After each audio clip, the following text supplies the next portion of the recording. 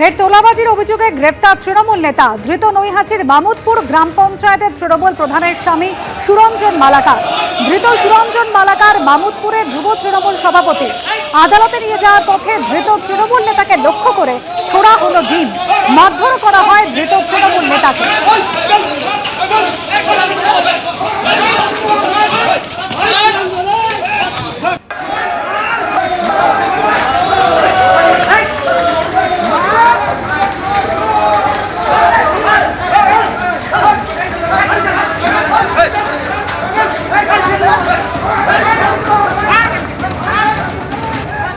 RG Kar files খোলার পরেই CBI দপ্তরে পানিহাটির প্রাক্তন তৃণমূল বিধায়ক। নিউ টাউনের সিবিআই দপ্তরে গেলেন নির্মল ঘোষ। জিজ্ঞাসাবাদ চলছে।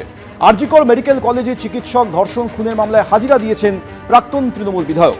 ঘটনার দিন নির্মল ঘোষের ভূমিকা কি ছিল সেই সম্পর্কে জানতে চাইছেন সিবিআই আধিকারিকরা।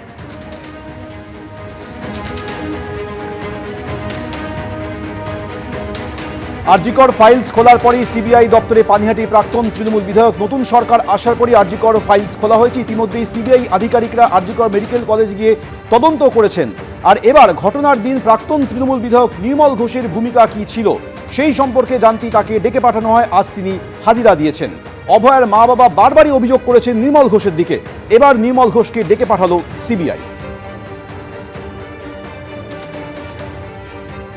ফের নতুন করে খুলেছে আরজিকর ফাইলস এবং তারপরেই অ্যাকশন মোডে সিবিআই এর গোয়েন্দারা। এসআইটি গঠন করা হয়েছে এবং আমরা দেখতে পাচ্ছি গতকালই তারা কিন্তু পৌঁছে গিয়েছিলেন পানিহাটি শ্মশান ঘাটে। সেখানে কর্মীকে জিজ্ঞাসাবাদ করা হয় এবং আজকে আমরা দেখতে পাচ্ছি পানিহাটির তৃণমূল কংগ্রেসের প্রাক্তন বিধায়ক নির্মল ঘোষ সিবিআই দপ্তরে হাজিরা দিয়েছেন এবং তাকে জিজ্ঞাসাবাদের যে প্রক্রিয়া সেই প্রক্রিয়া চালাচ্ছেন সিবিআই এর গোয়েন্দারা। মূলত যেটা সিবিআই সূত্রের খবর, তদন্ত করতে গিয়ে বারবার নির্মল ঘোষের নাম উঠে আসে। এমনকি মা বাবা তারাও কিন্তু বারবার অভিযোগ আনেন যে সেদিন কিন্তু গোটা প্রক্রিয়া যা হয়েছিল নেতৃত্ব দিচ্ছিলেন নির্মল ঘোষ। এমনকি হাসপাতাল থেকে যখন দেহ বার করা হয় বারবার বিরোধিতা করা হয় যে এত রাতে দেহ নিয়ে যেতে হবে না শ্মশান ঘাটে, তখনও কিন্তু নির্মল ঘোষ সেখানে ছিলেন। শ্মশান ঘাটে তিনি পৌঁছে গিয়েছিলেন। অর্থাৎ নির্মল ঘোষের কাছ থেকে জানতে চান সিবিআই গোয়েন্দারা সেই রাতে তিনি কেন গেছিলেন, কার নির্দেশে গেছিলেন, কি করেছিলেন, কি দেখেছিলেন এবং বারবার বারণ করা সত্ত্বেও কেন তড়িঘড়ি দেহ নিয়ে গিয়ে দাহ সংস্কার করে দেওয়া হলো। সব মিলে কিন্তু আজকে নির্মল ঘোষ তাকে কিন্তু জিজ্ঞাসাবাদ করছেন এসআইটি আধিকারিকরা। ইতিমধ্যেই কিন্তু একাধিক ব্যক্তিদের জিজ্ঞাসাবাদ করা হয়েছে। মা বাবার সঙ্গে কথা বলেছেন এসআইটি সদস্যরা।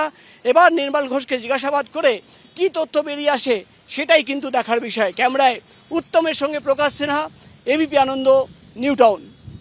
এবিপি আনন্দ, এগিয়ে থাকে, এগিয়ে রাখে।